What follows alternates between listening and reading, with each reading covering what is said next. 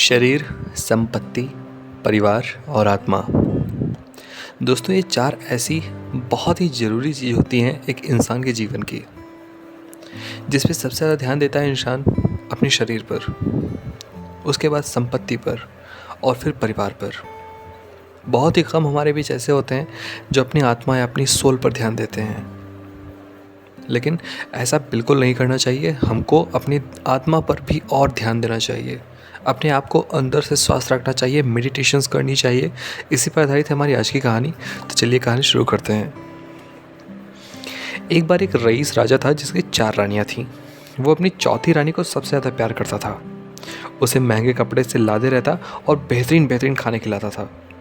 वो उसे ही केवल सबसे अच्छा मानता था। वो अपनी तीसरी पत्नी से ही बहुत प्यार करता था और उसके आसपास राज्यों में बखान भी करता, मगर उसे डर था कि वो एक दिन उसे छोड़कर किसी और के पास चली जाएगी। वो अपनी दूसरी पत्नी से भी प्यार करता था और वो उसकी हमराज थी। वो उसके साथ हमेशा सहानुभूति, इज्जत और धैर्य से रहता। जब भी राजा को कोई परेशानी होती थी तो वो उसे बताता था ताकि वो राजा को उस परेशानी की हल बता सके। राजा की जो पहली पत्नी थी वो उसके लिए सबसे वफादार थी और राज्य और उसकी दौलत को बढ़ाने में बहुत मदद करती थी, मगर वो अपनी पहली पत्नी से उतना प्यार नहीं करता था। एक बार राजा बीमार पड़ गया और उसे समझ में आ गया कि उसके पास बहुत ही कम समय है। इसलिए सबसे पहले उसने अपनी चौथी पत्नी से पूछा कि मैंने सबसे ज़्यादा तुमसे प्यार किया और तुम्हें सबसे बेहतरीन चीज़ों से नवाजा है, तुम्हारा सबसे ज़्यादा ध्यान रखा है। अब जब मैं मरने जा रहा हूँ, क्या तुम मेरे साथ देने के लिए मेरे साथ चलोगी?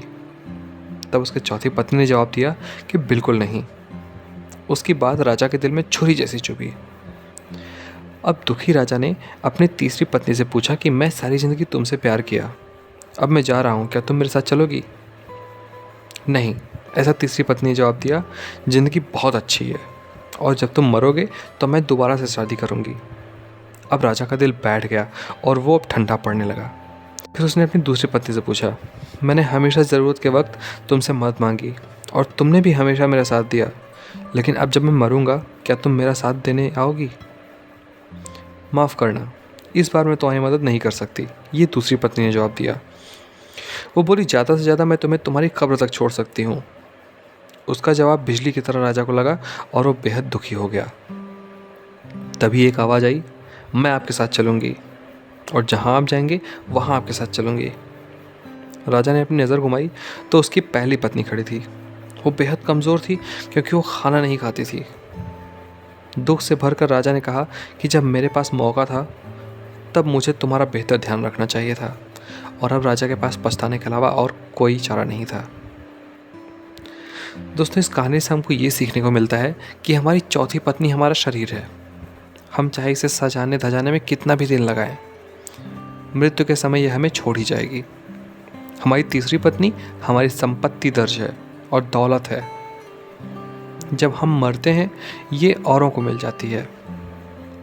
हमारी दूसरी पत्नी हमारा परिवार है, चाहे वो कितना भी हमारे साथ क्यों ना हो।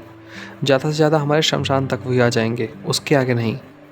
और हमारी पहली पत्नी है हमारी आत्मा, जो अक्सर दौलत, ताकत और अहंकार के सामने बाध्य हो जाती है, बेध्यान हो जाती है। मगर हमारी आत्मा ही एक ऐसी है कि हम जहाँ भी जाएंगे वहाँ तक जाएगी। इसलिए इसे उपजाएं, इसे ताकतवर बनाएं और इसका आज से ही ध्यान रखें। यही दुनिया में आपका सबसे बड़ा तोहफा है। दोस्तों, यहाँ ख़त्म होती है हमारी आज की कहानी।